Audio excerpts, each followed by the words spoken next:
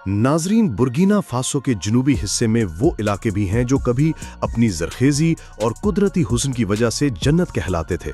सरसब्ज खेत, लंबी घास और पानी के छोटे छोटे चश्मे यहाँ की पहचान हुआ करते थे। मकामी लोग इस जमीन को अपने लिए नेमत समझते थे क्योंकि यहीं से अनाज उगता, यहीं से जानवरों को चरागाह मिलती और यहीं से सदियों पुरानी रवायात कायम रहती थीं। लेकिन वक्त के साथ साथ ये सब कुछ बदल गया। इंसानों की गलत पॉलिसियों और बैरूनी ताकतों की दखलंदाजी ने वो जमीन जो कभी खुशबू और हरियाली से भरपूर थी, आहिस्ता आहिस्ता सूखे सहरा में बदलना शुरू कर दी। दोस्तों, इस खूबसूरत इलाके की बर्बादी की असल कहानी एक काफिले से शुरू हुई। सुनहा त्योहार के दिनों में जब कुछ ताजिर और मुसाफिर इस तरफ आए तो उनके सामान और गाड़ियों के साथ कुछ ऐसे मेहमान भी आ गए जिन्हें किसी ने ना बुलाया था। ये छोटे मगर तबाहकुन चूहे थे जो चुपके से यहाँ के माहौल में दाखिल हो गए। शुरू में किसी ने इन पर ज्यादा तवज्जो ना दी क्योंकि वो बहुत खामोशी से नए माहौल के साथ ढल गए थे, मगर जल्द ही इनकी असल ताकत सबके सामने आने लगी।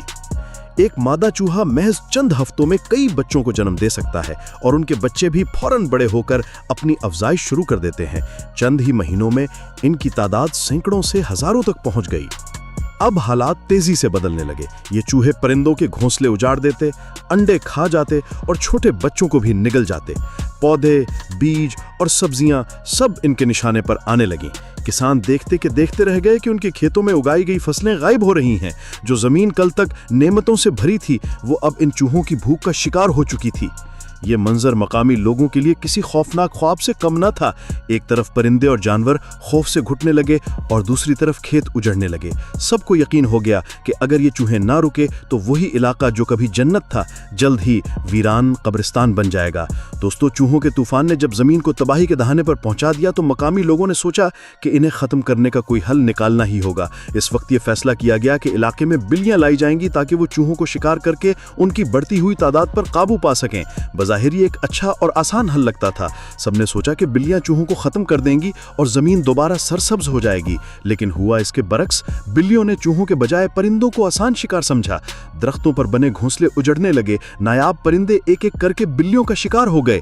अंदाजा है कि हर साल हजारों परिंदे इन बिल्लियों की भूख का शिकार हुए, यहाँ तक कि एक नायाब नस्ल जो कभी इस इलाके की पहचान थी, मुकम्मल तौर पर खत्म हो गई।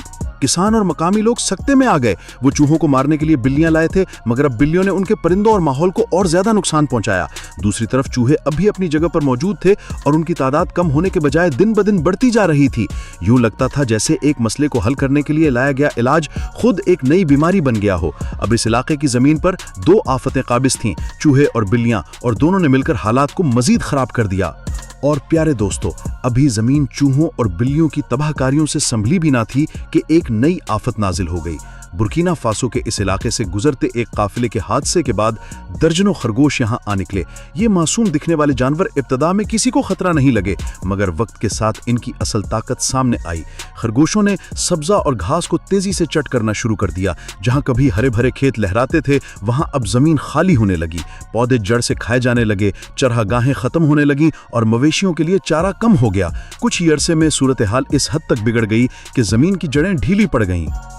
फिर एक दिन कुदरती आफत ने सबको हिला के रख दिया। जमीन की गिरफ्त कमजोर होने के बायस एक बड़ी लैंडस्लाइड हुई जिसमें सैकड़ों परिंदे और जानवर दबकर हलाक हो गए। मकामी लोगों ने अपनी आंखों के सामने अपनी जमीन को रोते देखा। वो खित्ता जो कभी हरियाली और खूबसूरती से पहचाना जाता था, अब तेजी से एक सूखे और उजड़े हुए सहराई मंजर में बदलना शुरू हो गया था।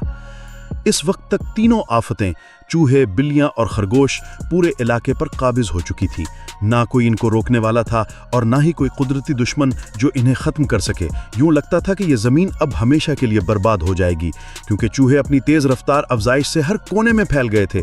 बिल्लियां परिंदों को चीर फाड़ रही थीं और खरगोश सब्जा और चरागाह को जड़ से खत्म कर रहे थे। तीनों ने मिलकर इस खित्ते के पूरे इकोसिस्टम को तबाही के दहाने पर पहुंचा दिया। खेत उजड़ गए, चरागाहें बंजर हो गईं और परिंदों के घोंसले सफ़े हस्ती से मिटने लगे। किसानों की मेहनत रायगां जाने लगी और बच्चों के लिए खाने के लुक़्मे कम पड़ने लगे। वो जमीन जिसे कभी मकामी लोग अपनी जन्नत कहते थे, अब एक डरावने ख्वाब की शक्ल इख्तियार कर चुकी थी। जब हालात नाकाबिले बर्दाश्त हद तक बिगड़ गए तो आखिरकार इब्राहिम ट्रावरे ने इस मसले को हल करने के लिए फैसला कुन कदम उठाया। माहिरीन माहौलियात और मकामी हुकाम ने यह तय किया کہ سب سے پہلے ان بلیوں کو ختم کیا جائے جو پرندوں کی نسلیں تباہ کر رہی تھیں۔ اس مقصد کے لیے جدید ٹیکنالوجی کا سہارا لیا گیا۔ جگہ جگہ GPS ٹریکرز اور موشن سینسرز نصب کیے گئے تاکہ معلوم کیا جا سکے کہ بلیاں زیادہ تر کہاں چھپتی اور شکار کرتی ہیں۔ پھر طویل عرصے تک ان بلیوں کو ٹریپ کرنے اور ختم کرنے کی مہم جاری رہی۔ کئی مہینوں کی سخت محنت کے بعد یہ اعلان کیا گیا کہ علاقے میں اب ایک بھی بلی باقی نہیں رہی۔ اس فیصلے کا فوری اثر ظاہر ہوا۔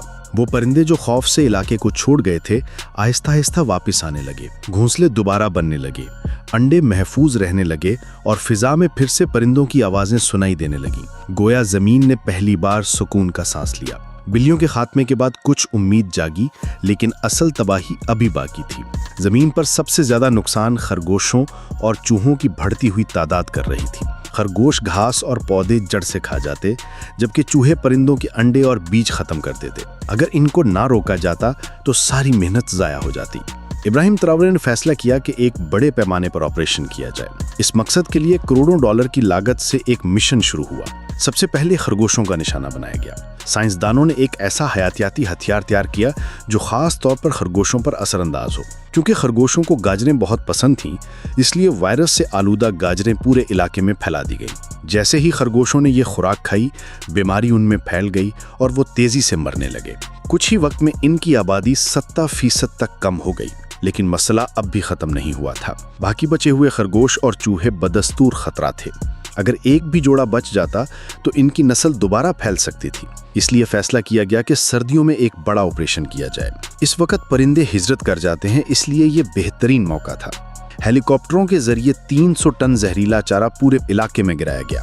اس کارروائی نے ہزاروں چوہوں اور خرگوشوں کو ختم کر دیا۔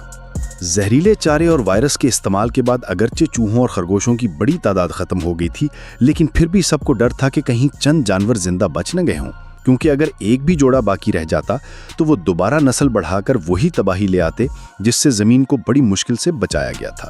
یہی وجہ تھی کہ ابراہیم تراورے نے فیصلہ کیا کہ آخری اور فیصلہ کن قدم اٹھایا جائے۔ اس کے لیے خاص تربیت یافتہ کتے لائے گئے جنہیں مہینوں تک اس مقصد کے لیے تیار کیا گیا تھا کہ وہ چوہوں اور خرگوشوں کو سونگھ کر ڈھونڈ نکالیں۔ ان کتوں کی تربیت اس قدر اعلیٰ تھی کہ وہ نہ صرف چھپے ہوئے جانوروں کا سراغ لگاتے بلکہ فوری طور پر انہیں قابو میں بھی کر لیتے۔ یہ کتے اپنی ٹیموں کے ساتھ پورے علاقے میں پھیلا دیے گئے۔ دن رات نگرانی کی گئی، ہر کونے اور ہر سوراخ کی تلاشی لی گئی۔ جہاں بھی کوئی خرگوش یا چوہا ملا انہیں فوراً ختم کر دیا گیا۔ کئی مہینوں تک یہ مہم چلتی رہی تاکہ اس بار کوئی غلطی نہ رہ جائے۔ یہ وہ مرحلہ تھا جس نے پورے علاقے کی قسمت بدل دی۔ اب عوام کو یقین ہونے لگا کہ برسوں سے جاری یہ جنگ اپنے اختتام کے قریب ہے۔ زمین آہستہ آہستہ سکون کا سانس لینے لگی اور سبزہ دوبارہ ابھرنے لگا۔ دوستو، یہ ویڈیو صرف برکینا فاسو کی نہیں بلکہ پوری انسانیت کے لیے ایک سبق ہے۔ ہمیں یاد رکھنا چاہیے کہ فطرت کو برباد کرنا آسان ہے، مگر اسے دوبارہ زندہ کرنا انتہائی مشکل۔ اور اگر وقت پر قدم نہ اٹھایا جائے تو چھوٹی سی لاپرواہی پوری زمین کو اجاڑ سکتی ہے۔ اگر آپ چاہتے ہیں کہ ایسی مزید حقیقت پسند اور سبق آموز ویڈیوز آپ تک پہنچتی رہیں تو اس ویڈیو کو لائک کریں، دوستوں کے ساتھ شیئر کریں اور ہمارے چینل کو سبسکرائب کرنا نہ بھولیں۔ آپ کی ایک چھوٹی سی سپورٹ ہمارے لیے بڑی حوصلہ افزائی ہے اور ہمیں مزید محنت کرنے کا موقع دیتی ہے۔